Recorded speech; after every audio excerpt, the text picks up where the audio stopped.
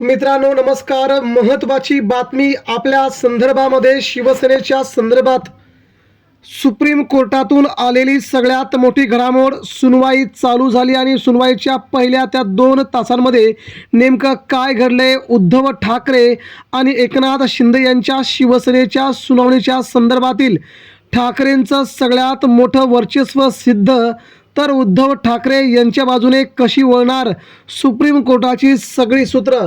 मित्रांनो पुढच्या 2 मिनिटांमध्ये जाणून घेऊया महाराष्ट्राचं राजकारण. ठाकरेंनी घेतलं अखेर आपल्या ताब्यात महाराष्ट्राचे मुख्यमंत्री. पुढील मुख्यमंत्री म्हणून ठाकरेच राहणार. या घडीची सगळ्यात मोठी दिल्लीतून आलेली सगळ्यात मोठी घडामोड. मित्रांनो सविस्तर बातमी.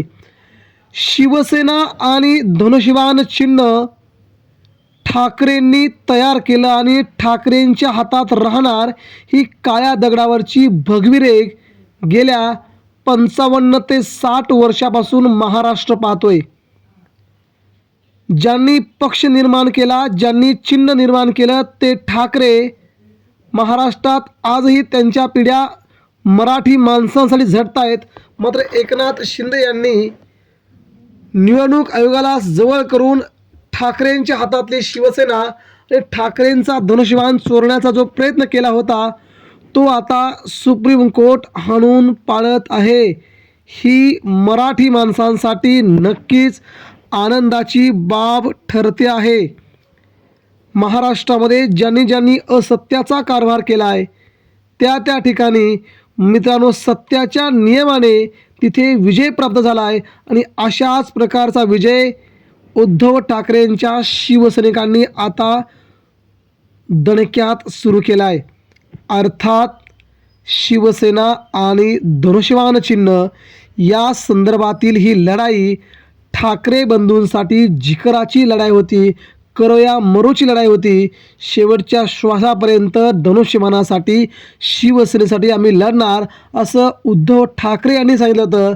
अखेर तो दिवस महाराष्ट्रात उगवला आणि मराठी माणसांचा श्वास असणारी शिवसेना पुन्हा एकदा ठाकरेंच्या हातात येताना जाणवते, दिसते आणि मराठी माणूस तो संपूर्ण क्षण आपल्या मनामध्ये ॲक्सेप्ट करतोय.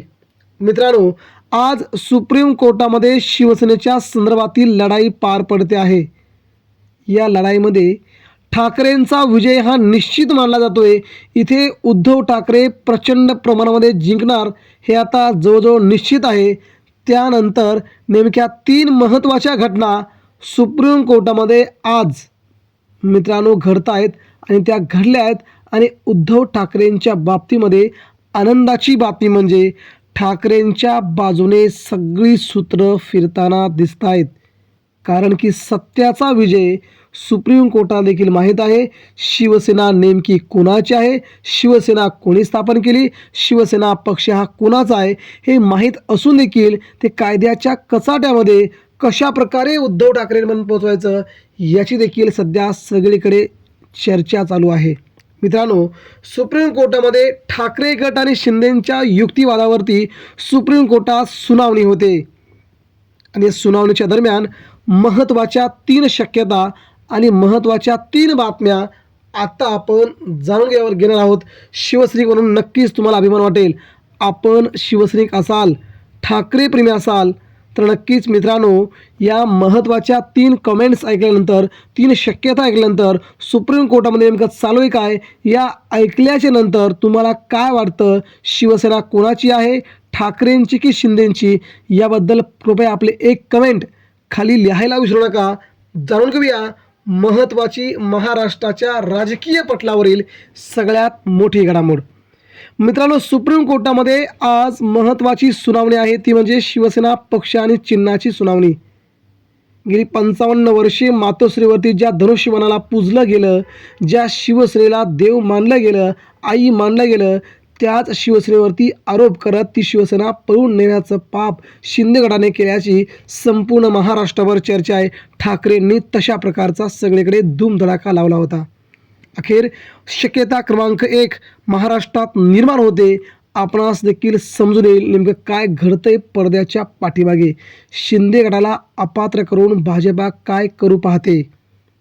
मित्रांनो, शिंदे गटाची पहिली शक्यता आहे सुप्रीम कोर्टामध्ये आज जे होणार ते पहिली शक्यता म्हणजे शिंदे गटाची कृती बंड म्हणून घोषित करू शकतंय सुप्रीम कोर्ट. यावेळेस शिंदे गटाची कृती एक सगळ्यात मोठं बंड म्हणून घोषित करू शकतंय. त्यामध्ये सुप्रीम कोर्ट पुढे जाऊन हे देखील सांगू शकते की पक्ष चिन्ह उद्धव ठाकरेंकडे हस्तांतरित करा. हा पक्ष शिंदेंचा नाही, हा पक्ष ठाकरेंचा आहे, चिन्ह देखील ठाकरेंचं आहे. तेव्हा हे पक्ष आणि चिन्ह दोन्ही उद्धव ठाकरेंकडे हस्तांतरित करा.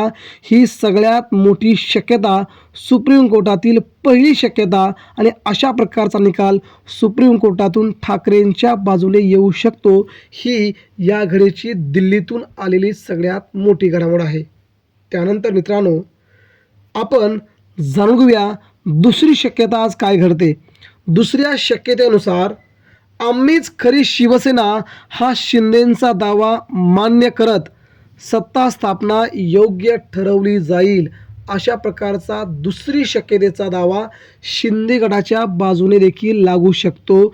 यामध्ये एकनाथ शिंदेंनी ज्या प्रकारे महाराष्ट्रामध्ये आमदारांना घेऊन सरकार स्थापन केलं तेव्हा तो दावा तो मान्य करून सुप्रीम कोर्ट त्यांच्या सत्ता स्थापनेला योग्य देखील ठरवू शकतं. ही महत्त्वाची बाब आपल्या सर्वांसमोर येऊ शकते.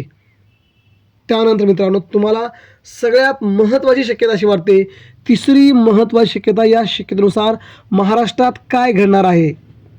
त्यामध्ये मित्रांनो, तिसऱ्या शक्यतेने शिंदे गटाचं भाजपचं धाबं दणाणणार आहे.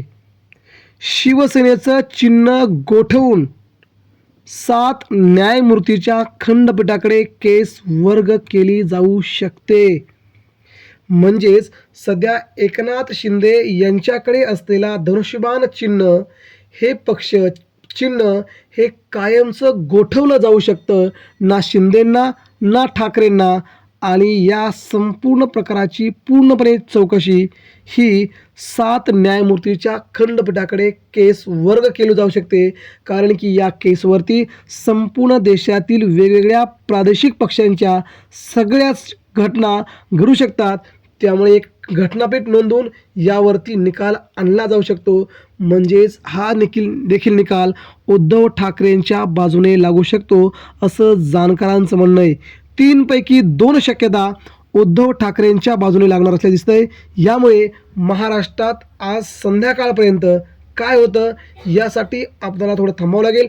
मित्रांनो, याबद्दल आपल्याला काय वाटतंय. मुंबईच्या राजकारणामध्ये, देशाच्या राजकारणात ठाकरेच किंग ठरतील का? प्रतिक्रिया द्या.